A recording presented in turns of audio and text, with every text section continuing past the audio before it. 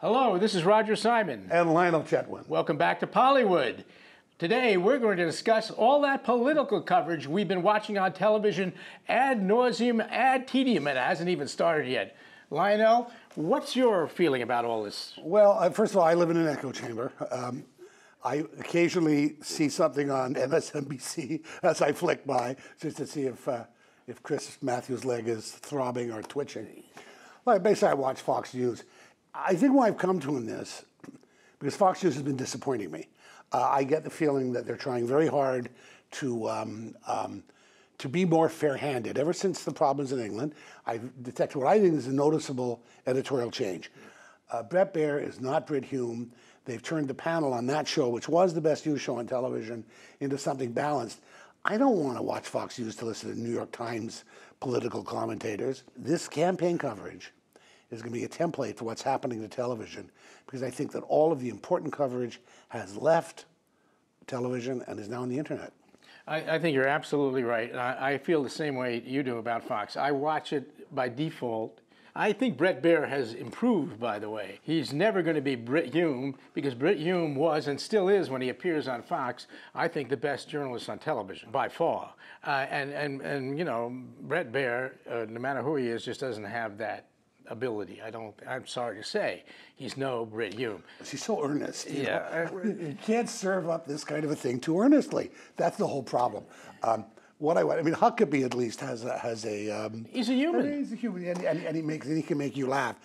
In fact, I've even started watching Red Eye because at least it attempts to be funny. Well, because Greg is funny, and Yeah. I prefer the 5 to Red Eye because Greg has the absurd adversary Bob Beckel, who's being paid probably the biggest salary on television. Well, not by the pound. I got that one. Well, Beckel might have you. We've been engaged here in a Fox bash for like 2 minutes, right, or 3 minutes.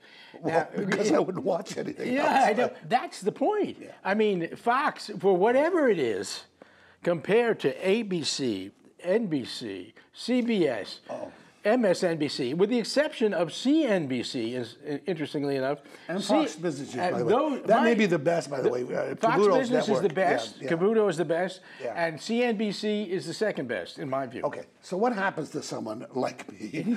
Not that there are people like you and I, but anyway, that's the purpose of my original remark. I think the network news left a long time ago. It just became kind of features. It's all style section, metro section now. So where do you go? You go to the cable news. MSNBC, I mean, nobody's watching that. And CNN, of course, is domestically is not serious. So what happens when Fox starts to really leave holes in what I'm trying to find out about my world? I've been going online more and more and more.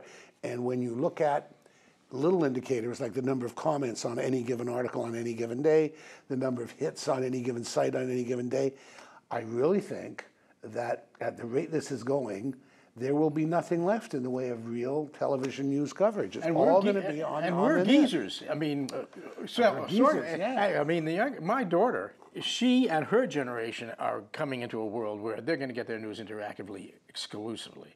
I mean, why wait?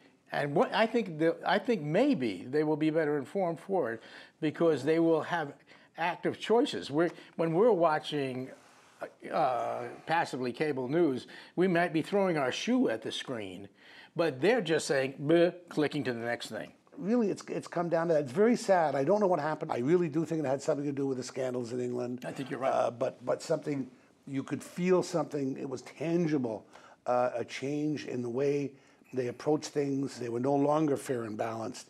They were, look how fair I'm being to prove that I am balanced, rather than just telling it as it is. The problem is with Fox, Fox's strength came from just reporting what was out there. No, I'm not talking about Hannity or Riley. Still the biggest show on cable television. Well, you know, I think it comes down to this, and I think we both agree. The man who was the heart and soul of Fox News, who was the heart and soul for us of cable news, Brit Hume, has gone upstairs. Yeah. And on that sad note, Matt, let us know what's happening over at Rotten Tomatoes. Hi, I'm Matt Atchity, editor-in-chief of RottenTomatoes.com, here to let you know what's fresh and what's rotten in theaters this weekend.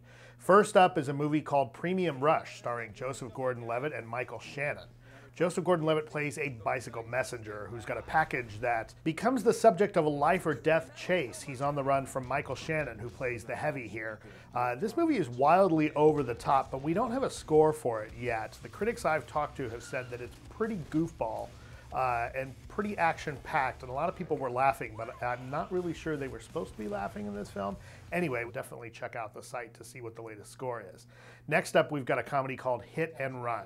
Hit and Run stars Dax Shepard and Kristen Bell in a movie about a cross-country road trip that becomes kind of a chase in the vein of, say, Smokey and the Bandit or Cannonball Run. Definitely a throwback to the 70s era films directed by Hal Needham. The critics are really split on this movie. It's about 47%. Some of them like it, some of them say it's an effective throwback, some of them say it's actually not very good at all. So if you're a fan of Dax Shepard or a fan of Kristen Bell or even Bradley Cooper, you might like this, but otherwise you might want to steer clear. That's it for this week. For all of the latest scores on all the movies opening this weekend and some of the latest hits on DVD, make sure to check on RottenTomatoes.com. Thanks, Matt.